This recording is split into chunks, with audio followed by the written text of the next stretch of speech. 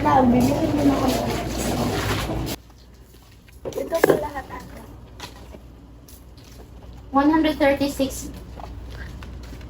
Naku, naiwan ko yung cash ko. Ate, tumatanggap ka ba ng Gcash? Ay, sorry po, Neng. Hindi po kami tumatanggap ng GCash. Cash lang talaga. Paano na to? Girl, Celine, may cash ka ba dyan? Naku girl, wala akong cash today. Pangpamasahe na lang to. Naku, paano na to, girl? Anong gagawin ko? Wala akong cash dito. Excuse me, miss. Ako na lang po magbabayad. Magkano ba lahat? 136 po. Ito po, 200 lahat. Keep the change. Thank you. Tara.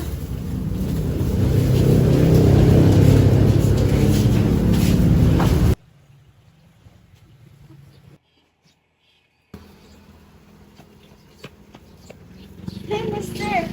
Salamat nga pala kanina, pero sana hindi mo na lang binayaran. Nakakahiya naman kasi. May Gcash number ka ba? Para sana mabayaran kita. No, it's okay. Small thing lang yun. Huwag mo nang bayaran. Talaga po? Binayaran niya yun?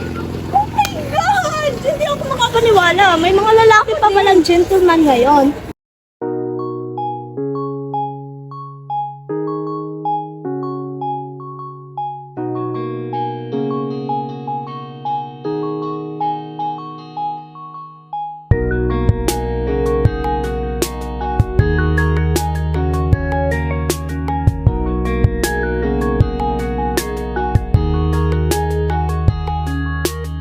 Sa hindi inaasahang pagkalabong ng mga mundo, may minsan lang na natuto, dumang-dama na ang hugong ito. Di ba ba sapat ang sakit at lahat na hindi ko ipararanas sa'yo? Ibinubunyag ka ng iyong mata, sumisigaw ng pagsinta. Ba't di papatulan ang pagsuyong na kulang?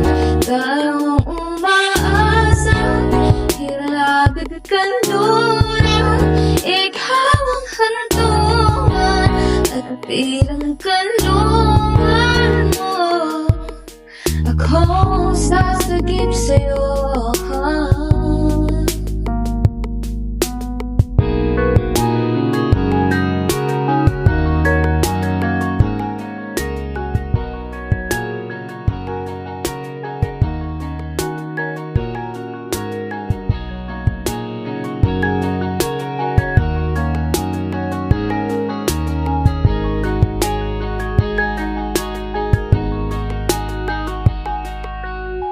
Sana papatunay na kayakap at kahiwagaan ang bagyo ng tadhana ay dinadala ko sa init ng bisig mo, pati pa sabihin ang hindi mo maamin. Itao ba na lang bato sa hangin? Huwag mong ikata. Bakit hindi ka namamansin? Hindi. Busy lang siguro ako. Sige, alis na ako.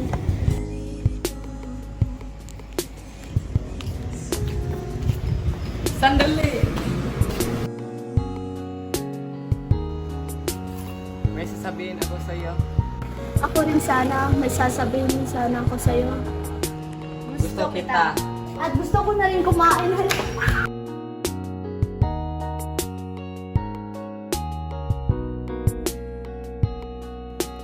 Akala ko, jowa mo na yung kasama mo sa plaza. Hindi pala.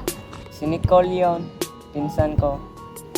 Kaya pala, hindi mo ako pinapansin. Oo.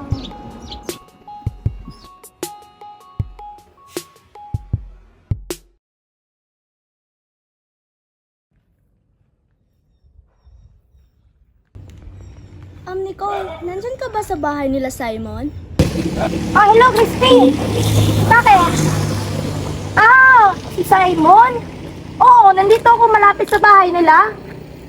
Eh, wala namang tao dito. Mukhang umalis na. Kasi may narinig akong umaharurot na kotse kanina, malapit sa kanila. Eh, bumaharurot pa alis.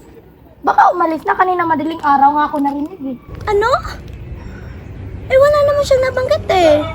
Kailan na sila babalik? Ano ba yan? Nagkausap kami ni Mama kanina. Ang sabi ni Mama, kausap daw sila ni Tita. Magta-transfer na daw si Simon at doon na sila maninirahan sa US. Prank ba to, Nicole? Kasi kung prank to, hindi na nakakatuwa. At kabalitaan ko kay Tita na may sakit din pala si Simon.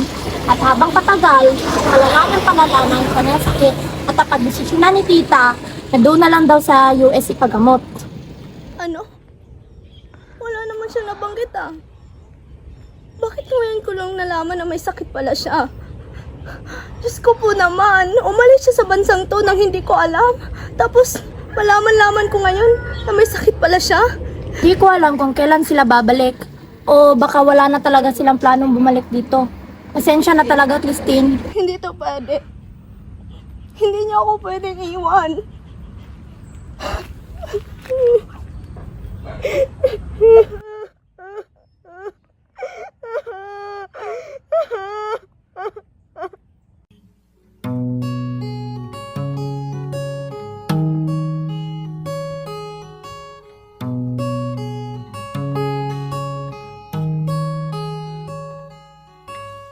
Minahal kita nang hindi alam kung paano nagsimula. Kaya pinaubaya ko na ng kita dana. Ang pag-aalalang hindi na kita makikita. May iba siyang plano.